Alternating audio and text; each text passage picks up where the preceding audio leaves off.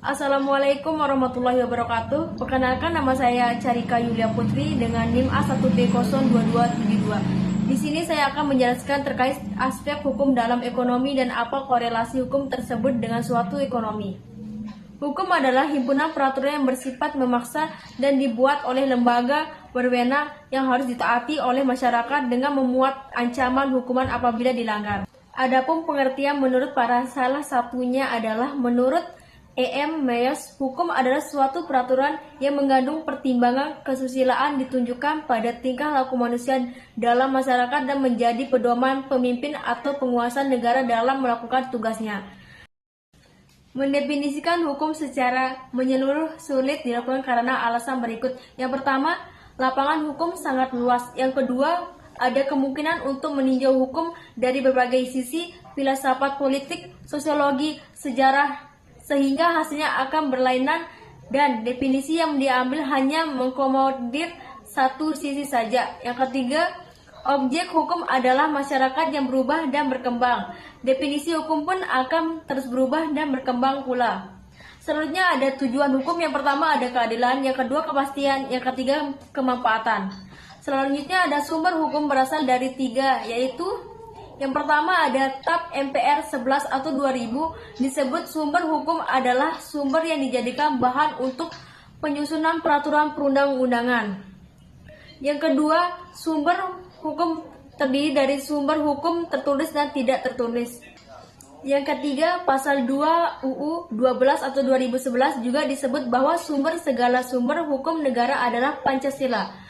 Peter Mahmud Marzuki dalam bukunya berjudul Pengantar Ilmu Hukum menjelaskan bahwa sumber hukum adalah bahan-bahan yang digunakan sebagai dasar oleh pengadilan dalam memutuskan perkara. Jimli Hasid dalam bukunya Pengantar Ilmu Hukum Tata Negara, sumber hukum sebenarnya berasal dari dasar hukum, landasan hukum, ataupun payung hukum. Dasar hukum atau landasan hukum adalah legal basis atau legal ground, yaitu norma hukum yang mendasari suatu tindakan atau perbuatan hukum tertentu sehingga dapat dianggap sah atau dapat dibenarkan secara hukum. Selanjutnya ada sumber hukum formil terdiri dari 5, yaitu yang pertama ada undang-undang, yang kedua ada kebiasaan atau hukum agama, yang ketiga ada traktat, yang keempat jurisprudensi, yang kelima ada doktrin. Hukum dan ekonomi memiliki korelasi yang erat dan saling mempengaruhi satu sama lain. Beberapa poin penting mengenai hukum dan ekonomi. Yang pertama, hukum mempengaruhi ekonomi. Yang kedua, hukum berfungsi sebagai rambu-rambu dalam pembangunan ekonomi, memberikan kepastian hukum dan keadilan bagi pelaku ekonomi.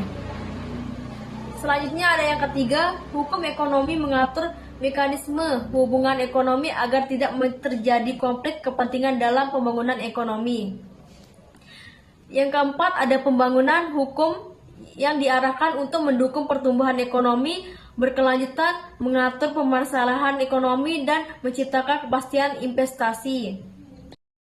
Selanjutnya yang kedua, ekonomi mempengaruhi hukum. Perkembangan hukum ekonomi dilatar belakangi oleh pesatnya pertumbuhan aktivitas ekonomi di dunia. Adanya hukum ekonomi merupakan penjabaran dari hukum ekonomi pembangunan dan hukum ekonomi sosial. Yang kedua ada aktivitas ekonomi yang tidak dilandasi hukum akan mengakibatkan kekacauan karena pelaku ekonomi yang tidak terikat atau hukum dalam mencari keuntungan dapat merugikan pihak lain. Selanjutnya ada yang ketiga, itu korelasi timbal balik. Yang pertama yaitu ada hukum dan ekonomi yang bersifat timbal balik dan saling mempengaruhi. Selanjutnya yang kedua ada keduanya ibarat sisi mata uang yang tidak dapat dipisahkan dan saling berkaitan. Yang selanjutnya ada pada era globalisasi, korelasi hukum dan ekonomi penting untuk berjalannya beriringan mengatur pergaulan masyarakat yang semakin bebas. Jadi, hukum dan ekonomi memiliki hubungan sebab akibat yang saling terikat dalam kehidupan ekonomi sehari-hari.